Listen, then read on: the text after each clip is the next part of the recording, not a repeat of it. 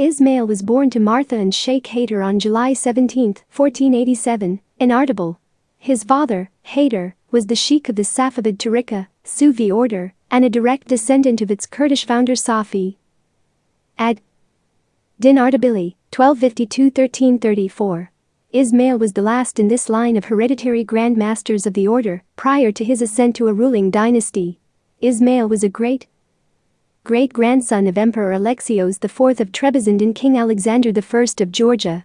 His mother Martha, better known as Halima Begum, was the daughter of Uzun Hasan, the ruler of the Turkoman Akkoyunlu dynasty, by his Pontic Greek wife Theodora Megael Komnene, better known as Despina Kadın. Despina Kadın was the daughter of Emperor John IV of Trebizond. She had married Uzun Hasan in a deal to protect the Empire of Trebizond from the Ottoman Turks.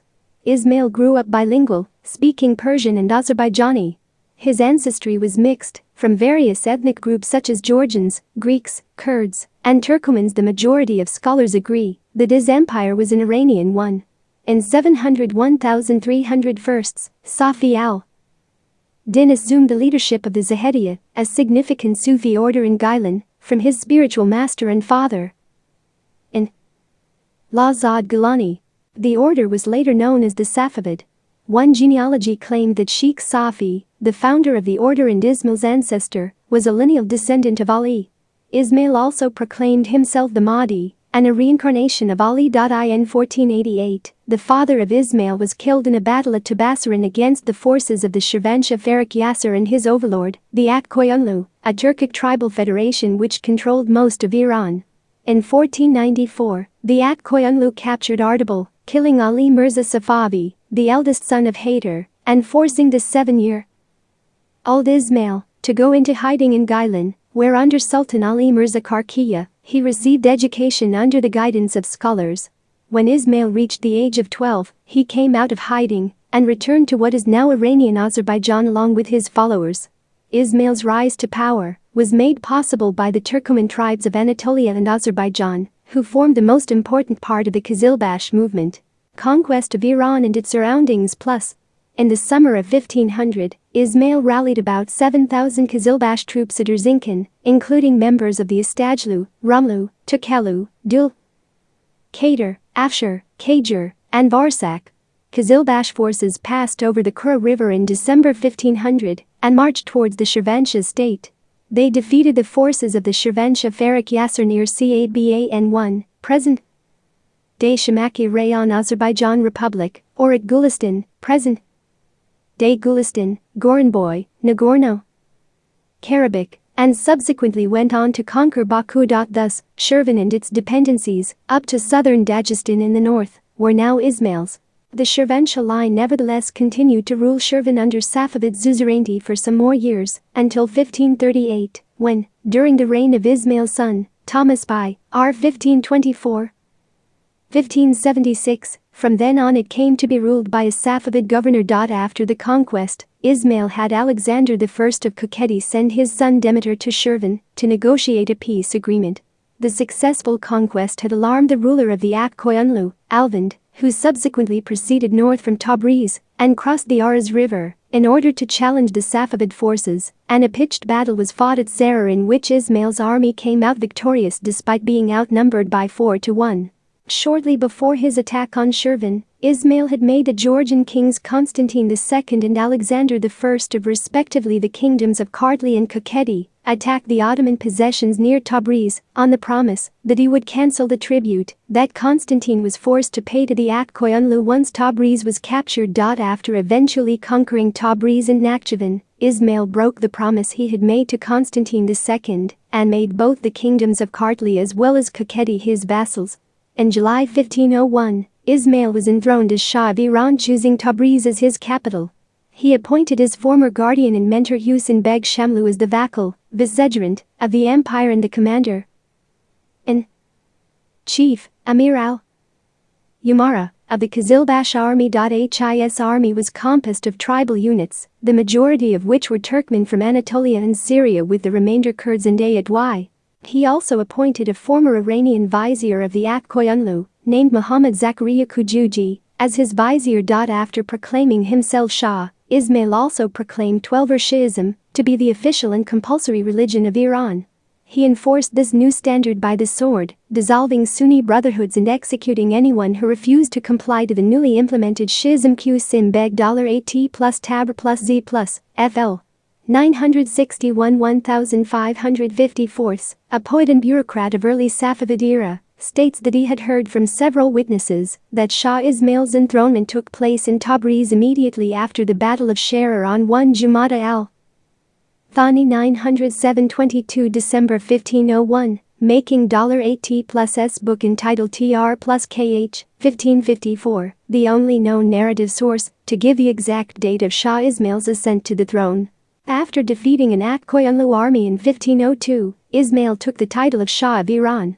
In the same year he gained possession of Erzincan and Erzurum, while a year later, in 1503, he conquered Arak, Iyajam and Fars. 1 year later he conquered Mazandaran, Gorgan, and Yazd. In 1507, he conquered Diyarbakir. During the same year, Ismail appointed the Iranian emir Najm al-Din Masagilani as the new vassal. This was because Ismail had begun favoring the Iranians more than the Qizilbash, who, although they had played a crucial role in Ismail's campaigns, possessed too much power and were no longer considered trustworthy.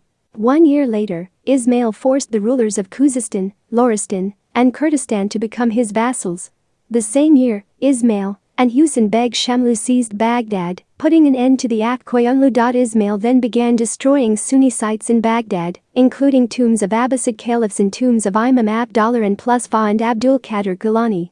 By 1510, he had conquered the whole of Iran, including Shirvan, southern Dagestan, with its important city of Derbent, Mesopotamia, Armenia, Khorasan, and eastern Anatolia, and had made the Georgian kingdoms of Kartli and Kakheti his vassals. In the same year, Husain Beg Shamlu lost his office as commander-in chief in favor of a man of humble origins, Muhammad Beg Istajlu. Ismail also appointed Najm Isani as the new vassal of the empire due to the death of Masagilani. Ismail I moved against the Uzbeks. In the battle near the city of Merv, some 17,000 Qizilbash warriors ambushed and defeated an Uzbek force numbering 28,000. The Uzbek ruler, Muhammad Shabani, was caught and killed trying to escape the battle, and the Shah had his skull made into a jewel drinking goblet. In 1512, Najm Isani was killed during a clash with the Uzbeks, which made Ismail appoint Abd al-Baqi Yazdi as the new vassal of the empire.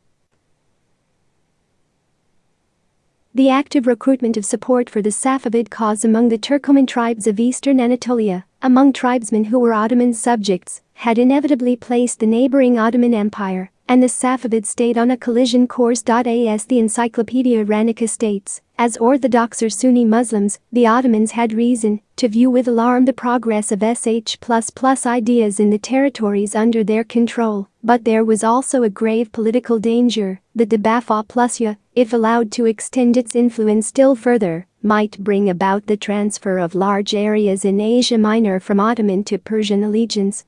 By the early 1510s, Ismail's rapidly expansionist policies had made the Safavid border in Asia Minor shift even further west.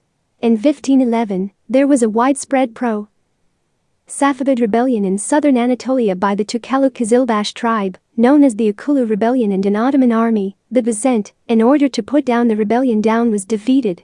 A large-scale incursion into eastern Anatolia by Safavid Ghazis under Nkr Al+4 Al+Fa coincided with the accession of Sultan Selim I in 1512 to the Ottoman throne and became the casus belli which led to Selim's decision to invade Safavid Iran 2 years later.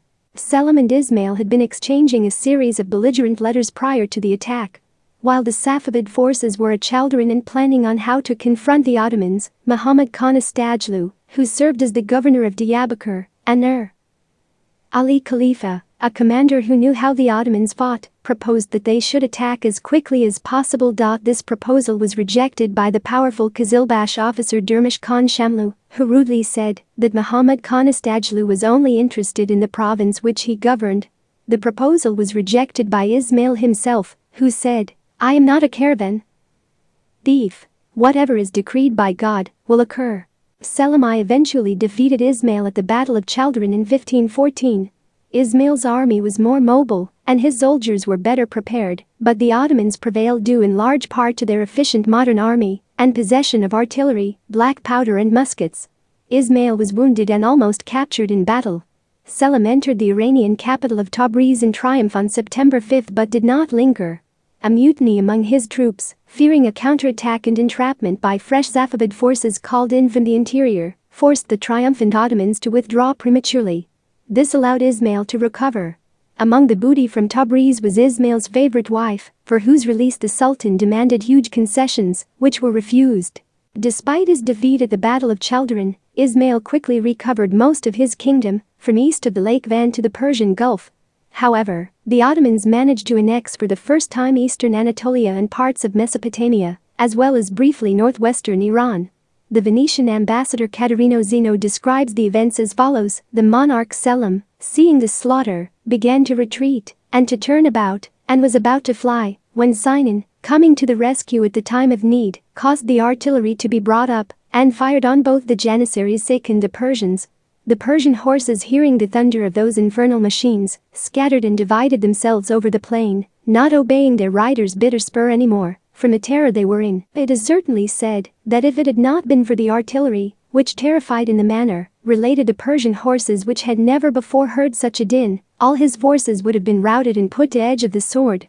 He also adds that, if the Turks had been beaten in the Battle of Chaldiran, the power of Ismail would have become greater than that of Tamerlane, as by the fame alone of such a victory he would have made himself absolute lord of the East. After the Battle of Chaldiran, Ismail lost his supernatural air and the aura of invincibility, gradually falling into heavy drinking of alcohol. He retired to his palace, never again participated in a military campaign and withdrew from active participation in the affairs of the state. He left these to his vizier, Mirza Shah Hussain, who became his close friend and drinking companion. This allowed Mirza Shah Hussain to gain influence over Ismail and expand his authority. Mirza Shah Hussain was assassinated in 1523 by a group of Qizilbash officers, after which Ismail appointed Zakariya's son Jalal al-Din Muhammad Tabrizi as his new vizier. Ismail died on 23 May 1524 at the relatively early age of 36. He was buried in Ardabil and was succeeded by his son Thomas I. The consequences of the defeat at Chaldiran were also psychological for Ismail. His relationships with his Qizilbash followers were fundamentally altered. The tribal rivalries between the Qizilbash, which temporarily ceased before the defeat at Chaldiran, resurfaced in intense form immediately after the death of Ismail and led to 10 years of civil war, 930 and 41,524. 33, until Shah Thomas regained control of the affairs of the state. The Safavids later briefly lost Balkan Kandahar to the Mughals and nearly lost Herat to the Uzbeks. During Ismail's reign, mainly in the late 1510s, the first steps for the Habsburg-Persian alliance were set as well, with Charles V and Ludwig II of Hungary being in contact with a view to combining against the common Ottoman-Turkish enemy. Ismail is also known for his poetry using the pen name Kam plus Arabic, .7 and I Sinardadi wrote in the Azerbaijani language, a Turkic language mutually intelligible with Turkish, and in the Persian language. He is considered an important figure in the literary history of Azerbaijani language and has left approximately 1,400 verses in this language, which he chose to use for political reasons. Approximately 50 verses of his Persian poetry have also survived. According to Encyclopedia Iranica, Ismail was a skillful poet who used prevalent themes and images in lyric and didactic religious poetry with ease and some degree of originality. He was also deeply influenced by the Persian literary tradition of Iran, particularly by the Shahnameh of Ferdowsi, which probably explains the fact that he named all of his sons after Shahnameh characters. Dixon and Weld suggest that Ismail's SHH was intended as a present to his young son Thomas. After defeating Muhammad Shabani's Uzbeks, Ismail asked Hatefi, a famous poet from Jam, Khorasan, to write a Shahnameh-like epic about his victories and his newly established dynasty. Although the epic was left unfinished, it was an example of mathnos in the heroic style of the Shahnameh, written later on for the Safavid kings. Most of the poems are concerned with love, particularly of the mystical Sufi kind, though there are also poems propagating Shia doctrine and Safavi politics. His other serious works include the Nasihat-me in Azerbaijani language, a book of advice, and the Unfinished on Me in Azerbaijani language, a book which extols the virtues of love. Along with the poet Imad Nasimi, Cat Plus is considered to be among the first proponents of using a simpler Azerbaijani language in verse that would appeal to a broader audience. His work is most popular in Azerbaijan, as well as among the Bektashis of Turkey. There is a large body of Alevi and Bektashi poetry that has been attributed to him. The major impact of his religious writings, in the long run, was the conversion of Persia from Sunni to Shia Islam. The following anecdote demonstrates the status of vernacular Turkish and Persian in the Ottoman Empire and in the incipient Safavid state. Cat Plus sent a poem in Turkish to the Ottoman Sultan Selim I before going to war in 1514. In a reply, the Ottoman Sultan answered in Persian to indicate his contempt.